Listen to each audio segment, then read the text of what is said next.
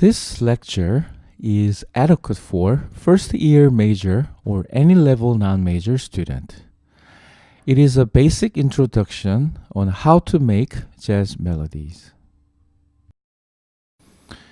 What is the purpose of this lecture?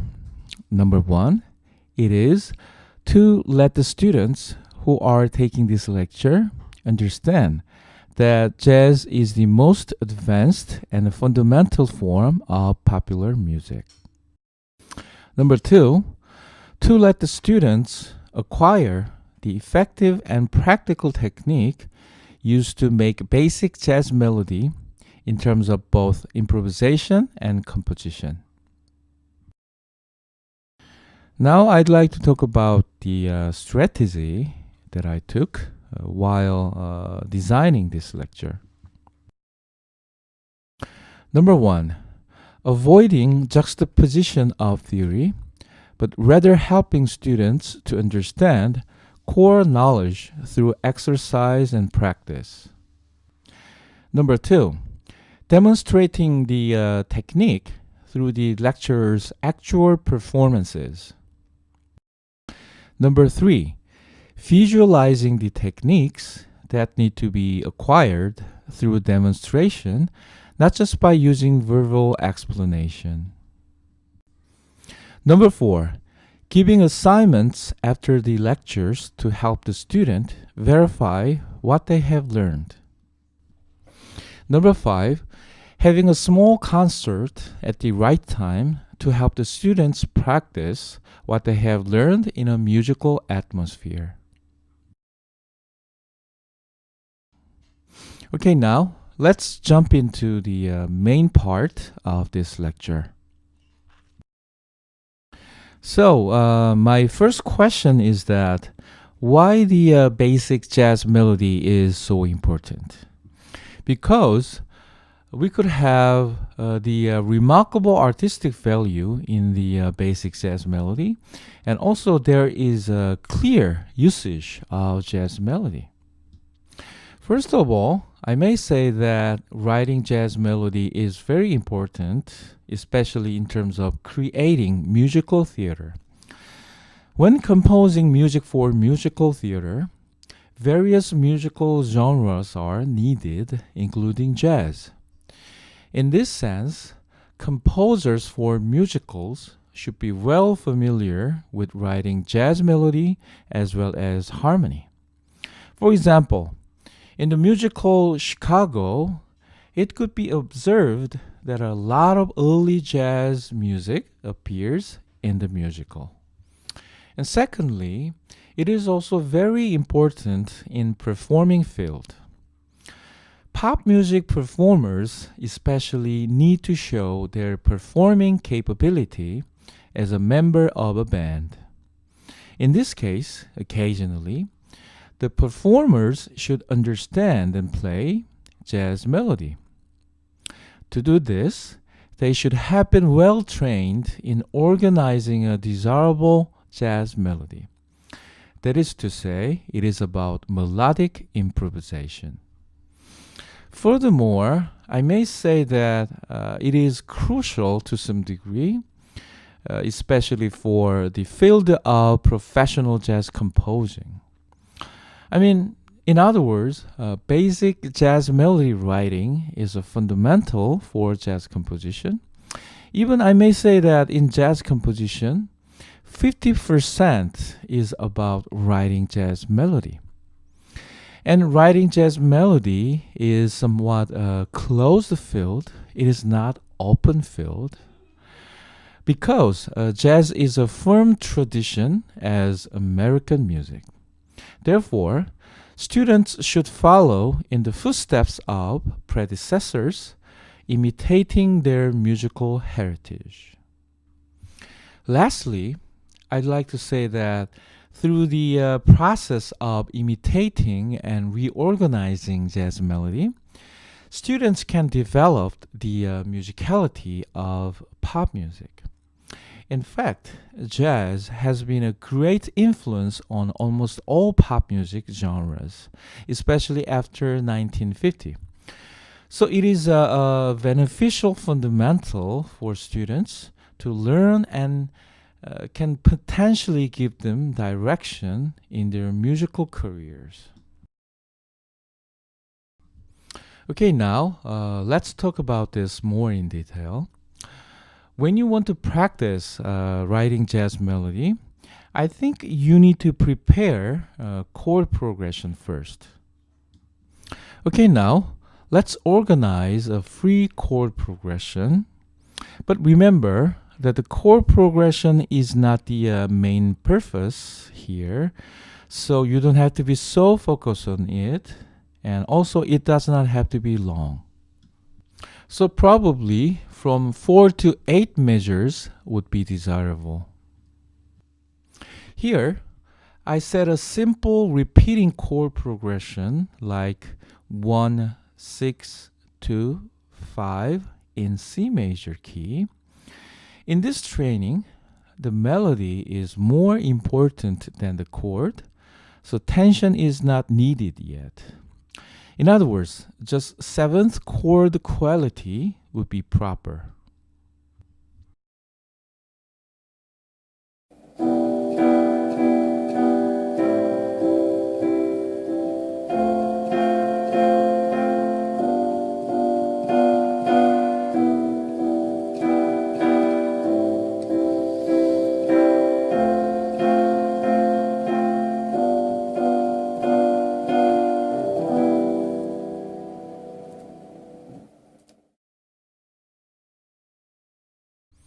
Okay, now let's talk about finding proper scales according to the chords and chord progression. First of all, it is possible to say that we make a melody out of a certain scale.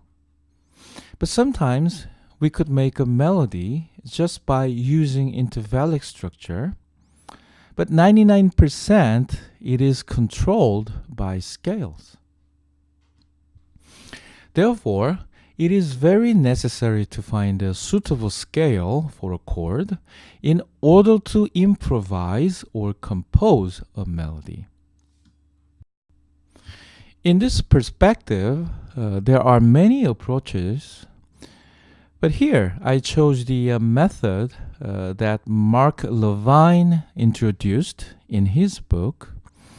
You know, he's one of the most famous jazz pianists and theorists. And also his book is called Jazz Theory Book, written in 1995. In general, it is natural to think that there is a scale to penetrate the entire chord progression, especially in classical music theory. However, in jazz, it is possible to think that if a chord changes, a scale also changes along the chord. That is to say, actually, a chord is a scale. They are the same thing. Here, in this chart, as you can see, Mark Levine was trying to connect a chord and a scale. If you look at the first step in the chart, you will easily see a scale and a chord at the same time. I mean, in other words, you can make a chord which is C major 7th here just by using the several members of the scale. Let me put it this way. Actually, for beginners, it is better to juxtapose the members of a chord as if there are like members of a scale. And then you need to put several tones more between them to form a smooth scale contour. In this case, for example, you can add D between C and E, which are the members of the chord, the C major 7th. And also you can put F between E and G. And lastly, you can put A between G and B for the smooth scale contour. And please notice that the tones with diamond shape are the basic members of a chord in this chart. After forming a scale in this way, usually, it can be realized that there is a name for it. The first scale in the first step is called major scale or Ionian mode.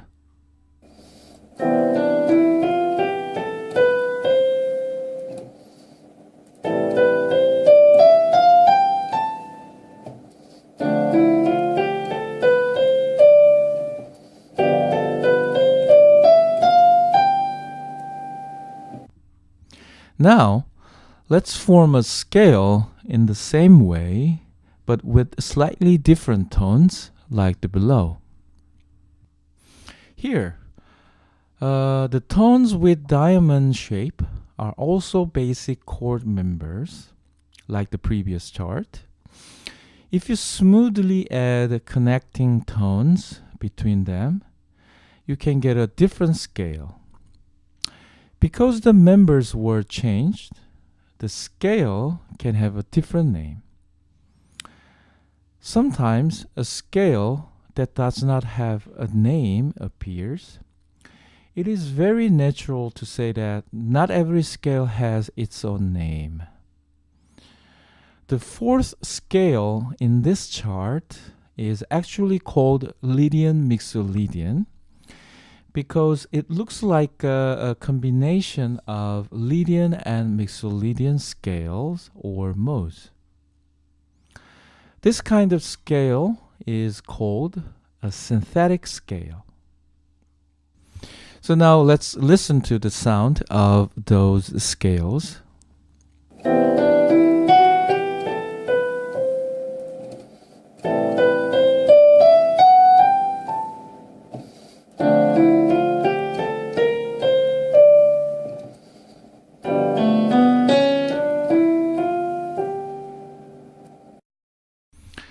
Therefore, conclusively, you can use those 8 scales for the chords. Basically, it doesn't matter which scale you are going to use, but remember, the musical context is very important when you want to use a certain scale. Okay, so far, I've been talking about how to match a certain scale with a certain chord briefly.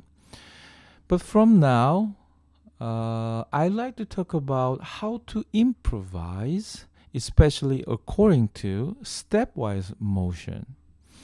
In order to do so, you just have to simply go up and down by using the scale tones we previously discussed. For example, you could start with any tones in a scale, and then you could go up like Do, Re, Mi, Fa, and then you could go down like Fa, Mi, Re, Do. Okay, isn't it simple? But remember, you cannot jump yet. Basically, you need to limit the ways of making melody now, because this is training, not a finished version. But when you are fully trained, you can improvise in freer attitude. Lastly, I like to add that performing improvisation is very important when you study jazz, because improvisation is the most crucial element in jazz music. Now let's listen to the improvisation that I recorded beforehand.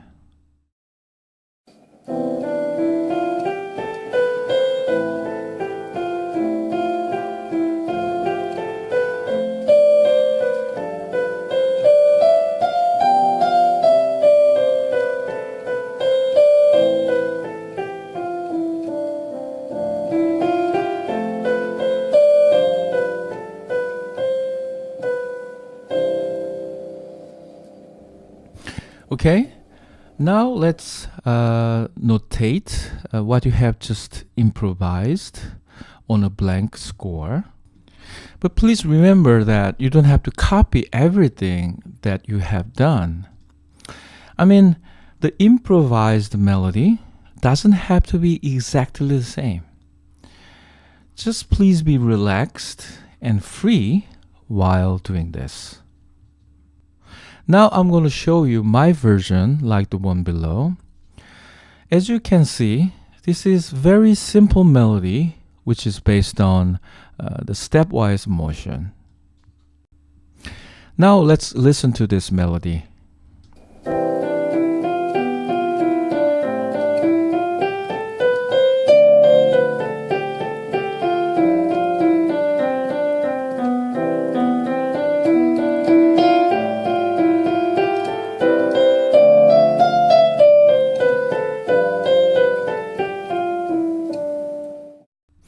Okay, now I'd like to have different way to make jazz melody. This is mainly about leaping motion. In order to do this, basically you need to use the concept of arpeggio because randomly leaping tones cannot be musically desirable. If you spontaneously spread the chord members in the form of arpeggio, where organized leaping motion can be obtained automatically and effectively. In a way, in this kind of melodic style, the melodic power could be less, actually, compared to a stepwise motion. Here, anyhow, eighth can be taken as a fundamental rhythm, but quarter also can be used naturally if you want.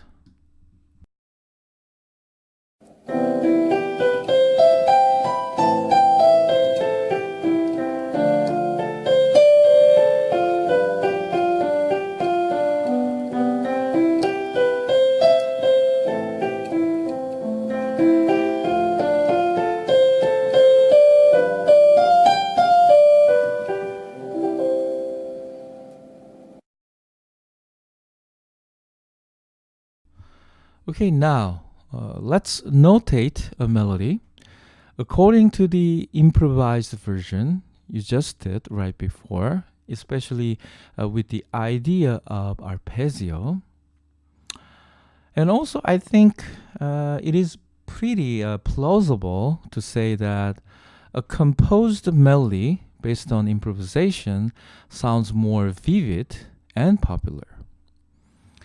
Actually, this is very important attitude in terms of making a jazz melody. And also, at the same time, this attitude is quite different compared to the attitude of composers that are just focused on notation first. Here, I'm going to show you my version. As you can see, this means simple arpeggios which were directly derived from the individual chord. Okay, now let's listen to this together.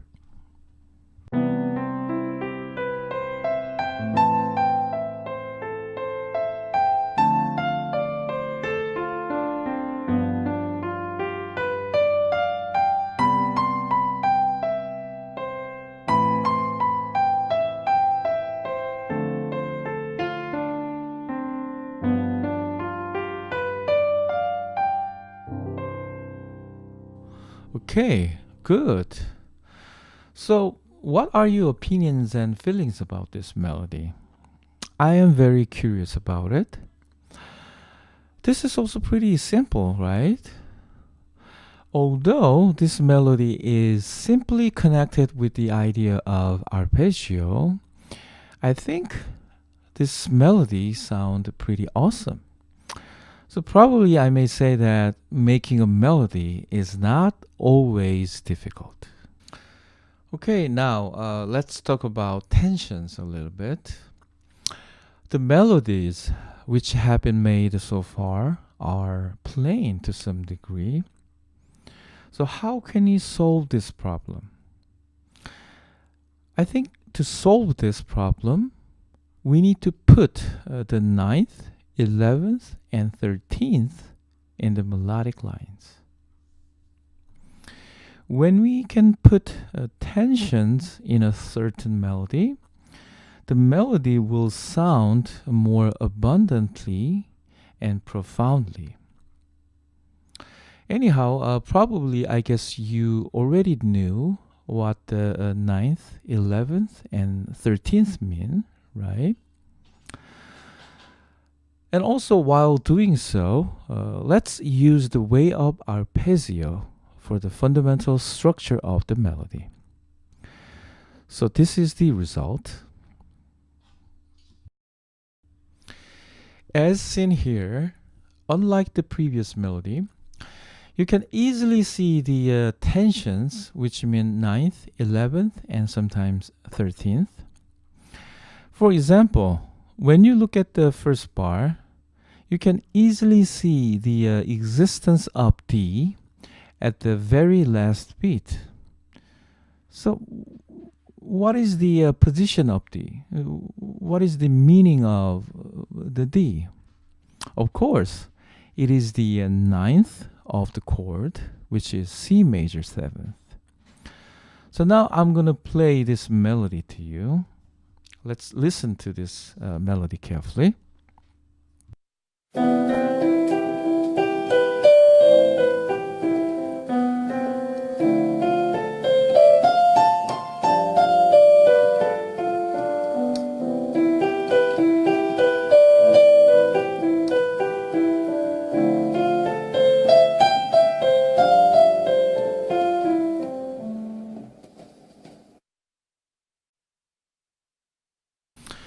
So how do you think about this melody?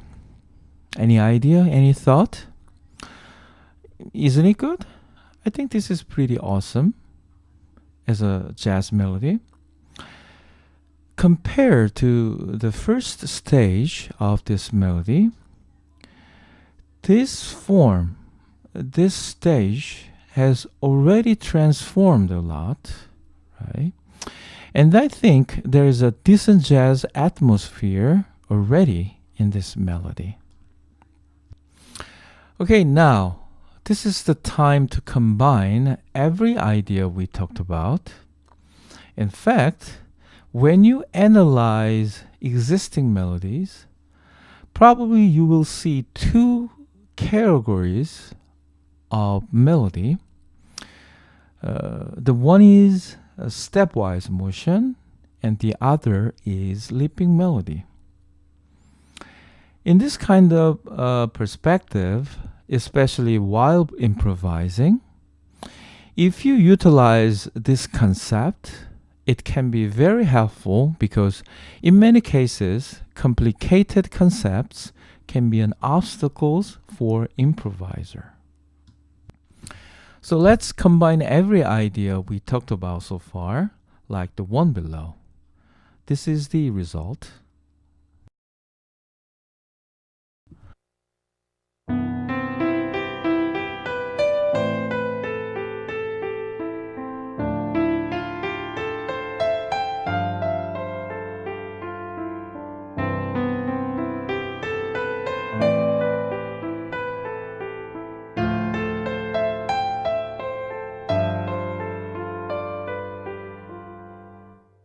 Okay, good. So finally, we had a quite decent jazz melody, right? But it is still not enough. Why is that? I think it is because something is missing in terms of rhythm. That is to say that the rhythm of swing needs to be added to the melody. In fact, in my opinion, almost 70% of jazz music is based on swing rhythm, except Latin jazz like bossa nova. Swing became one of the most remarkable jazz idioms, especially after the 1930s. But in order to practice the rhythm of swing, I think it takes a lot of time. It is not an easy task at all. It's pretty difficult and even painful process. However, here I brought a relatively simple method for us to practice the most remarkable jazz rhythm, which is called swing. First of all, let's talk about the fundamental rhythmic structure. Basically, swing is a triplet rhythm like this, and you will listen to two different rhythmic styles in the next video clip. Actually, the first performance has nothing to do with swing at all, but the second one is the swing. So please compare those two different rhythms.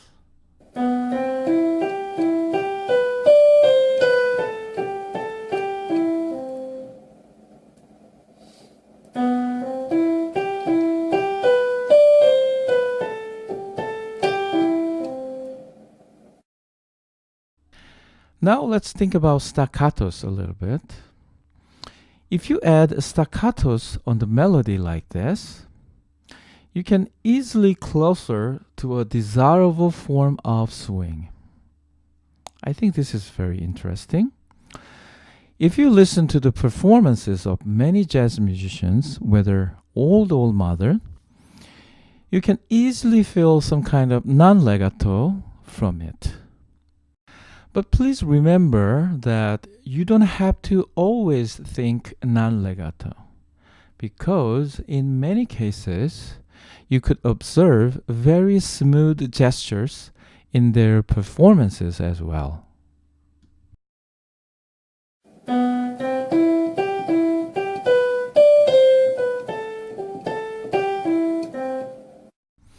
Okay, now let's talk about the final step of performing swing. In order to complete the swing fill, basically you need to stress upbeat, not downbeat. This is another facet of syncopation, actually, which is shifting the natural position of stress. When you look at the score, you can see the 8 stressed beats here. For example, if you look at the first bar, the second tone, which is C, is accented already. For the beginners, this way of playing will be very difficult. But if you practice this continuously, you will see the better result before you know it. I believe that at least 1 year needs to be spent for your full achievement.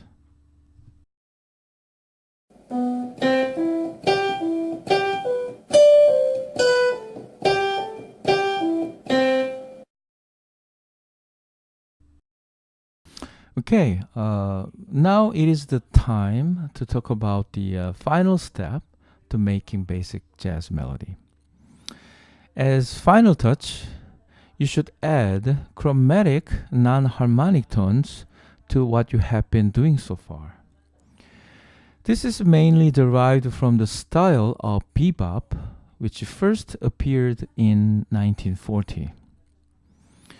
The most frequent techniques utilized are passing tones and neighboring tones, and they can be used both chromatically and diatonically. Let's do this spontaneously first, and then let's notate what you just improvised on paper. But please remember that you don't have to notate swing physically, but instead of doing so, try to use normal eighth as seen below.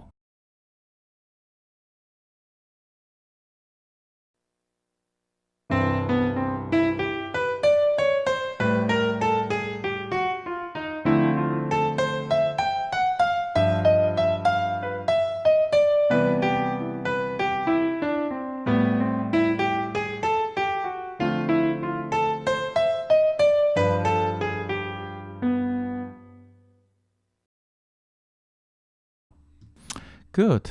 It's been good so far. Do you follow me well? Anyhow, I may say that the basic techniques to form jazz melody are now fully introduced. I'm really happy about this. However, one more additional technique called re-harmonization can be used.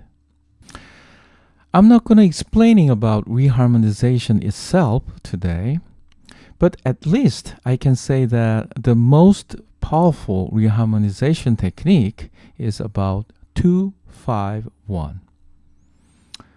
But what is 2-5-1, by the way?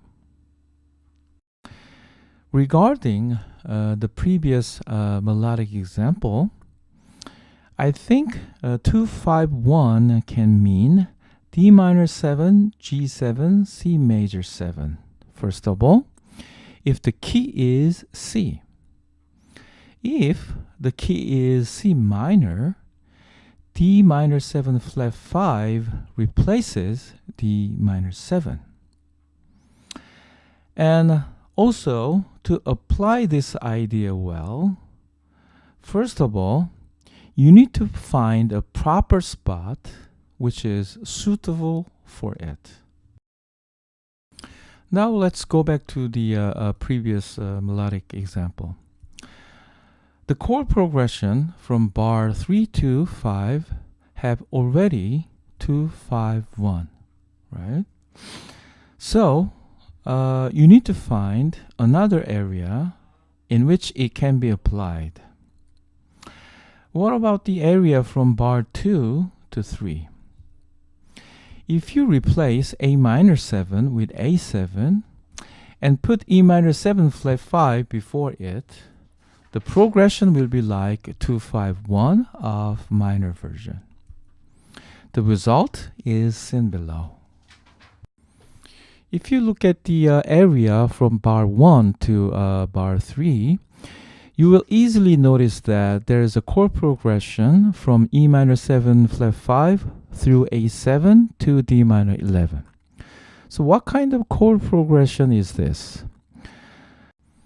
Like I said, E minor 7 flat 5 could be the 2 chord in the chord progression of 2-5-1, and A7 definitely will be the 5, and finally D minor 11 will be the 1 of 2-5-1 chord progression. So ultimately, I may say that you have transformed the original chord progression with the idea of 2-5-1. So this might be the example of reharmonization by using the technique of 2-5-1. So now I'm going to play the video clip for you. It goes like this.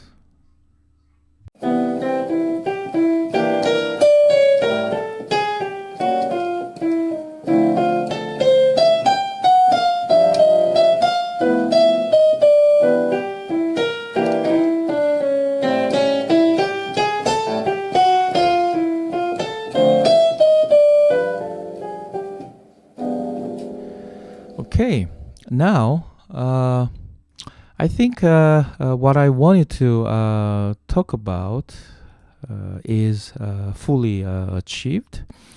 I'm really happy about this. But I'm going to give you just one more demonstration. This is the tune that I played beforehand. The title of this tune is All the Things You Are, which is one of the most famous jazz tunes ever. In this video clip, I hope you could observe many techniques and phenomenon that we talked about so far. So I hope this video clip would be very good example for your jazz study and for your future musical activities. Thank you very much.